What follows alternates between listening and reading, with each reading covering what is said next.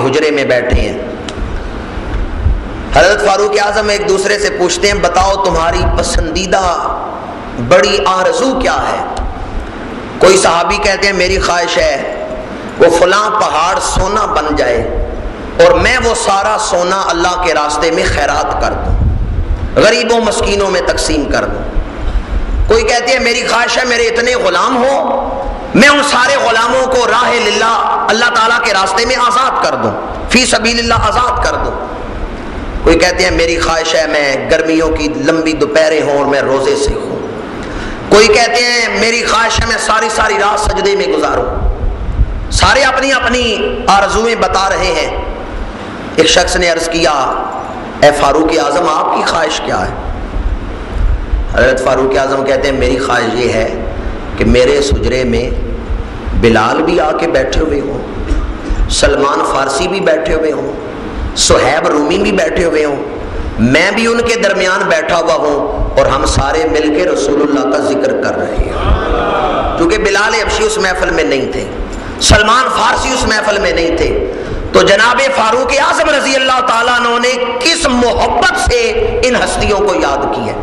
میری خواہش ہے میرے اس کمرے میں بلال بھی آئیں، سلمان فارسی بھی ہوں، صہیب رومی بھی ہوں اور میں بھی ان کے درمیان بیٹھا ہوں اور ہم سارے دیوانے مل کے رسول اللہ کا ذکر کر رہے ہیں.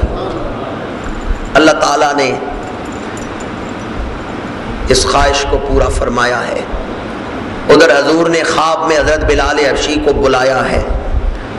بلال حبشی مدینہ منورہ پہنچے تو اہل مدینہ کی خوشی کی انتہا نہ رہی. ایک دوسرے کو آوازیں دے کے بلاتے ہیں آؤ بلال آئے ہیں، آؤ بلال آئے ہیں. حضرت بلال حبشی سے مل رہے ہیں اور یقین جانیے جب بھی تاریخ کی کتابوں میں حضرت بلال حبشی کا دوبارہ مدینہ منورہ آنا پڑے تو آنکھیں تر ہو جاتی ہیں. میں صحابہ کا وہ عشق پڑھ کے کہ حضرت بلال حبشی کا کس طرح انہوں نے استقبال کی ہے.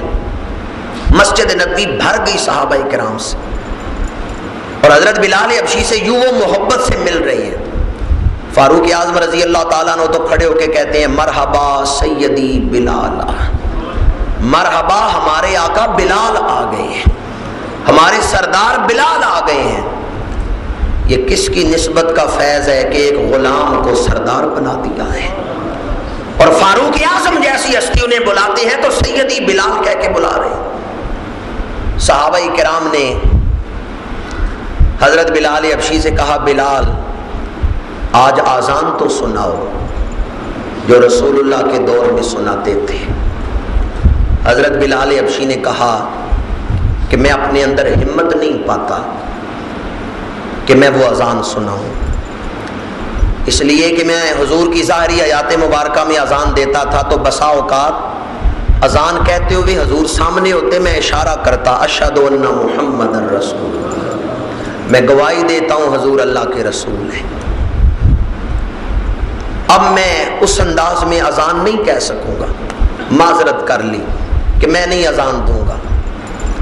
صحابہ نے مشورہ کیا کہ جاؤ حسنین کریمین سے کہو، امام حسن کو بلاؤ، امام حسین رضی اللہ تعالیٰ عنہما کو بلاؤ، انہیں کہو کہ وہ حضرت بلال حبشی سے کہیں ان کا کہا ہوا حضرت بلال حبشی نہیں ٹالیں گے.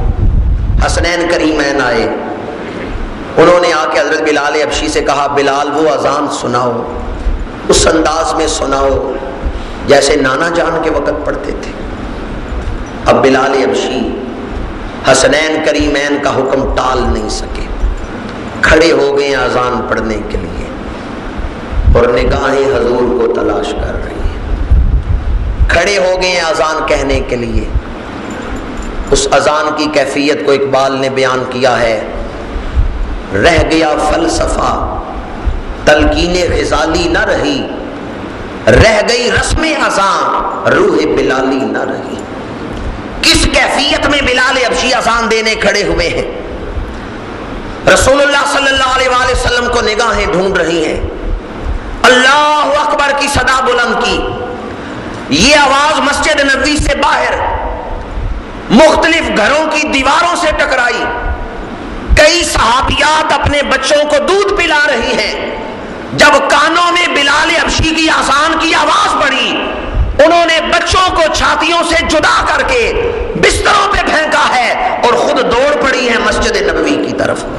وہ پردے دار بیویاں مسجد نبوی کی طرف دوڑ پڑی ہیں. کئی بچے جو ماؤں کو روک سکتے تھے، بول سکتے تھے، انہوں نے ماؤں کو روکا اور ماؤں سے کہا کیوں دوڑ کے جا رہی ہو؟ ماؤں نے کہا بلال حبشی آ گئے ہیں. کئی چھوٹے بچے جو رسول اللہ صلی اللہ علیہ وسلم کی زیارت کر چکے تھے وہ اپنی ماؤں سے پوچھتے ہیں بلال آ گئے ہیں، حضور بھی آ جائیں گے. بلال آ گئے ہیں تو پھر حضور بھی آ گئے ہوں گے. عورتیں دوڑ رہی ہیں مسجد نبوی کی طرف اور کسی کی ہوش نہیں، پرواہ نہیں، یوں دوڑتی آ رہی ہیں مسجد نبوی کی طرف. حضرت بلال حبشی نے کیا اللہ اکبر کی صدا بلند کی ہے؟ میں نے مختلف روایتوں میں پڑھا کہ بلال حبشی کی اذان کی پہلی صدا سن کے مدینہ منورہ میں کوئی ایک شخص بھی ایسا نہیں تھا جس کی آنکھوں میں آنسو نہ آئے. کوئی ایک صحابی ایسا وہاں نہیں بچا جو رویا نہ ہو، ہر کوئی رو رہا ہے. بلال حبشی جب یہاں پہنچے اشہد ان محمد رسول اللہ، تو نگاہوں نے رسول اللہ کو تلاش کیا اور غش کھا کے زمین پہ گر گئے، غش کھا کے گر گئے، بے ہوش ہو گئے. اور حقیقت یہ ہے بلال حبشی میں اذان دینے کی سکت نہ رہی اور صحابہ میں آگے اذان سننے کی سکت نہ رہی. وہ حضرت بلال حبشی کے اس پرسوز لہجے سے یوں گھائل ہو چکے تھے، یوں سراپا درد و سوز بن چکے تھے کہ ہر صحابی رو رہا تھا. ادھر بلال حبشی بے ہوش ہو کے گرے، پانی کا پیالہ منگایا گیا، چہرے پہ پانی چھڑکا گیا، آپ کے منہ سے پیالہ لگایا گیا. حضرت بلال حبشی رضی اللہ تعالیٰ عنہ نے آنکھیں کھولی، یہ کیوں پیالہ مجھے دیا ہے؟ کیوں پانی چھڑک رہے اور میرے منہ سے پیالہ لگایا ہے؟ صحابہ کہتے ہیں تم بے ہوش ہو گئے، پانی پلا رہے ہیں تمہیں ہوش آئے. مولانا جامی نے اس کا ترجمہ کیا ہفت دریا گر بنوشم تا نگر دد کام ماں، یہ ایک پیالہ میری پیاس کیا بجھائے گا؟ میں تو 7 دریا بھی پی لوں میرے عشق کی پیاس نہیں بجھ سکتی. ہفت دریا گر بنوشم تا نگر دد کام ماں، یہ ایک پیالہ میری کیا پیاس بجھائے گا؟ میں تو اگر 7 دریا بھی پی لوں میرے عشق کی پیاس نہیں بجھ سکتی. نہ جانے حضرت بلال حبشی کے دل میں کس قدر محبت رسول کا سمندر ٹھاٹھے مار رہا ہے. ہم تو صرف آپ کے نام سے مہک لیتے ہیں، خوشبو لیتے ہیں، ورنہ آپ کی محبتوں اور رفتوں سے واقف نہیں ہیں. حضرت داتا گنج بخش علی حجویری جیسی ہستیاں لکھتی ہیں، داتا صاحب فرماتے ہیں میں حاضری دینے گیا حضرت بلال حبشی کے مزار پہ، تو رات میں وہیں سو گیا. پھر حضرت بلال حبشی مدینہ منورہ کچھ عرصہ رہے اور واپس شام چلے گئے اور آپ کا وصال ملک شام میں ہوا. وہیں دمشق میں آپ کا مزار ہے، باب الصغیر کے پاس. حضرت داتا صاحب فرماتے ہیں میں وہاں گیا حاضری کے لیے، رات وہیں سو گیا. داتا صاحب فرماتے ہیں جب میں حضرت بلال حبشی کے مزار کے پاس رات سو گیا، اس رات مجھے رسول اللہ کی زیارت نصیب ہو گئی. واہ بلال حبشی کوئی آپ کے مزار پہ حاضری دے، آپ اس کا ہاتھ پکڑ کے حضور کی بارگاہ میں لے جاتی ہیں.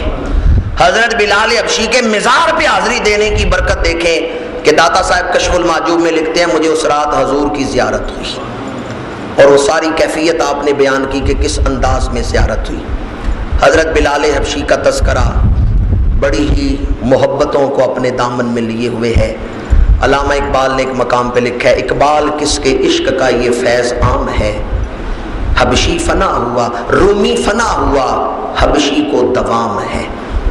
کہ جس دور میں حضرت بلال حبشی نے کلمہ پڑھا ہے اس دور میں جو روم کا بادشاہ تھا اس کا نام کوئی نہیں جانتا. پر کتنی حیرت کی بات ہے بادشاہ کا تذکرہ لوگ بھول گئے اور غلام کا تذکرہ عام ہو رہا ہے. اقبال کس کے عشق کا یہ فیض عام ہے، رومی فنا ہوا حبشی کو دوام ہے. یہ جناب بلال حبشی کا تذکرہ کیوں ادب اور محبت سے کیا جا رہا ہے؟ جب تک بکے نہ تھے کوئی پوچھتا نہ تھا، آقا تو نے ہمیں خرید کر انمول کر دیا. آج میں نے حضرت بلال حبشی کے تذکرے کو اس لیے موضوع بنایا کہ زندگی وہ زندگی ہے جو حضور کی محبت میں گزرے، جو حضور کے عشق میں گزرے، اور حضور کی محبت کے بغیر زندگی کوئی زندگی نہیں ہے.